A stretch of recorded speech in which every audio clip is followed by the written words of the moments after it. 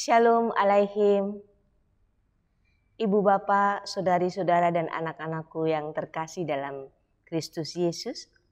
Bertemu kembali dengan konten pujian dari GPIB Jemaat Ebenezer Blitar. Tetapi carilah dahulu kerajaan Allah dan kebenarannya, maka semuanya akan ditambahkan kepadamu. Dan sejatinya pujian tidak menghalangi pujian.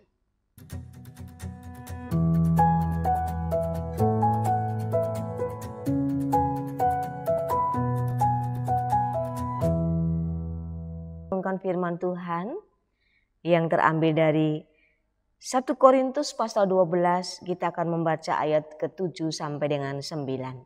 Sebelumnya mari kita berdoa memohon bimbingan Roh Kudus. Kita berdoa. Allah Bapa yang Maha Murah, kami bersyukur kepadamu kalau pada saat ini kami boleh diberikan waktu kembali untuk membaca dan merenungkan sebagian dari firman-Mu. Kami mohon Roh Kudus membimbing kami agar kami dimampukan untuk mengerti kehendak-Mu lewat firman yang akan kami baca dan renungkan.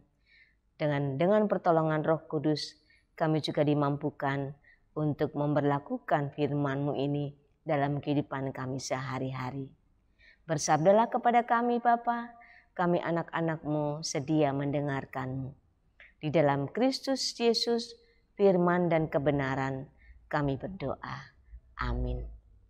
Mari kita membuka Alkitab kita membaca 1 Korintus pasal 12 ayat 7 sampai dengan 9 yang menyatakan demikian. Tetapi kepada tiap-tiap orang dikaruniakan pernyataan roh untuk kepentingan bersama.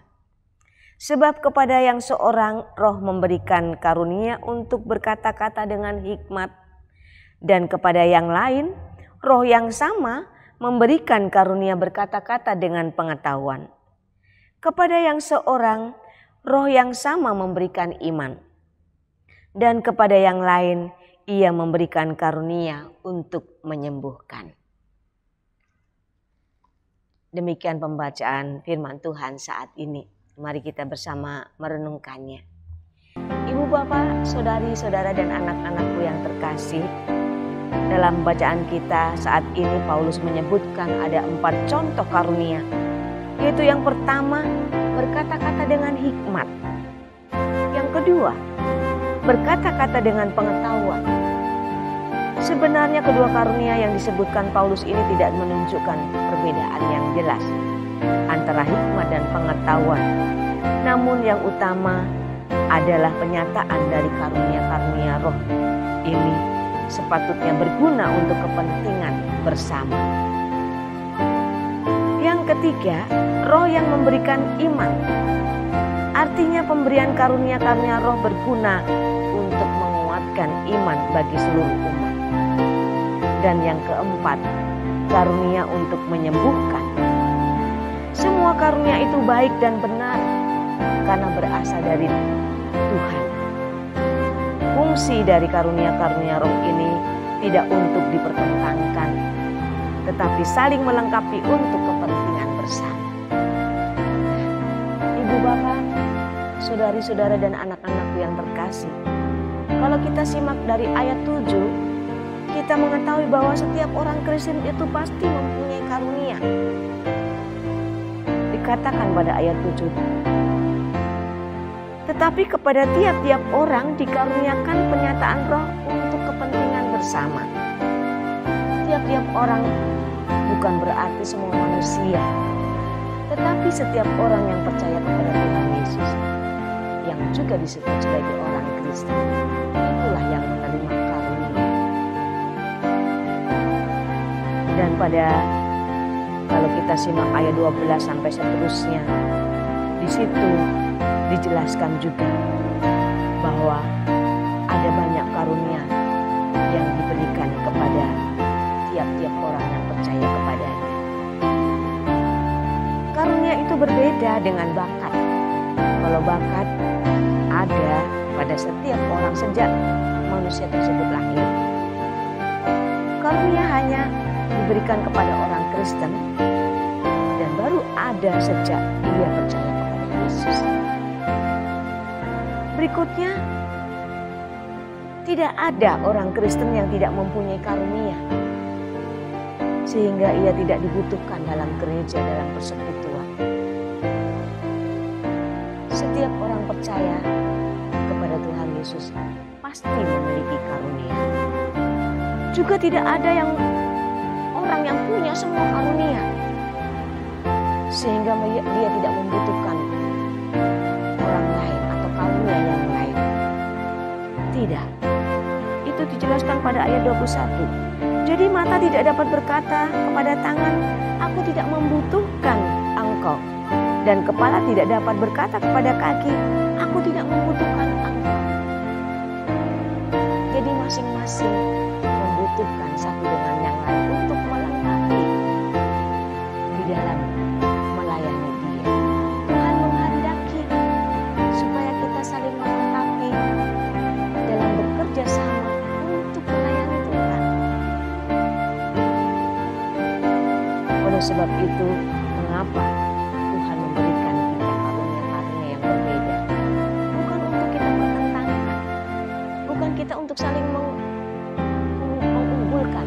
Aku yang lebih pintar, aku yang lebih banyak karunianya. Bukan seperti itu, sehingga saling merendahkan. Tidak. Tuhan menghendaki dengan karunia-karunia yang berbeda, kita boleh saling melengkapi, bekerja sama di dalam melayani Tuhan, di ladang Tuhan, di jemaat di mana kita ada, dan berkarya lain. Ibu Bapak, saudari-saudara dan anak-anakku yang terkasih, sebagai orang-orang yang telah percaya kepada Tuhan Yesus, mari kita terus hadir dengan mengembangkan setiap karunia yang telah Tuhan berikan untuk kepentingan bersama. Memang kepentingan bersama selalu bertentangan dengan kepentingan pribadi. Namun, seringkali kepentingan pribadi dilakukan atas nama dan demi kepentingan bersama. Banyak hal kita temui dalam kehidupan sehari-hari, salah satunya adalah ambisi. Demi ambisi, demi kepentingan pribadi, kita menemukan kepentingan-kepentingan pribadi dikemas begitu apik dan eloknya dengan mengatasnamakan kepentingan bersama. Kepentingan bersama justru dilakukan dengan banyak pengorbanan, bukan sebaliknya, mengorbankan banyak orang demi kepentingan pribadi. Ini yang seharusnya tidak kita lakukan dalam melayani Tuhan. Karena sejatinya, apa yang tersembunyi dalam hati kita yang paling dalam, Tuhan mengetahuinya. Walaupun mungkin orang di sekitar kita tidak merasakan, kalau kita sedang mengerjakan atau kepentingan pribadi kita sedang kita kemas, seolah-olah kita sedang bersama-sama mengerjakan sesuatu pelayanan bersama. Padahal sejatinya kita sedang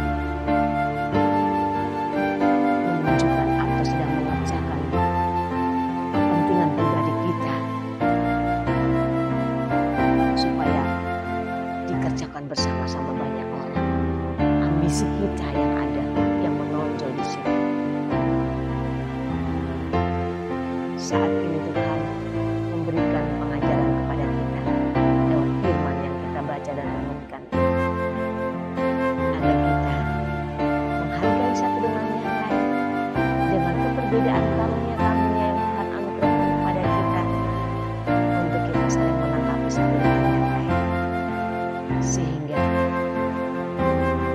pelayanan yang Tuhan percayakan kepada kita dapat kita laksanakan secara bersama-sama bagi kemuliaan Tuhan.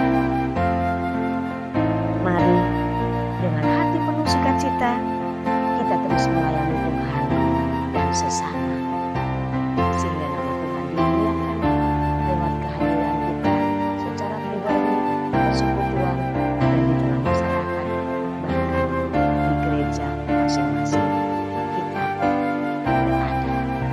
Haleluya, bagi kemuliaan Tuhan.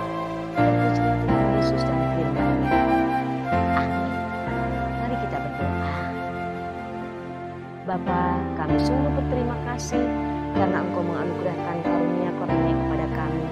Meski berbeda, tetapi kami boleh melengkapi satu dengan yang lain, bekerja sama untuk memuliakan nama Tuhan lewat pelayanan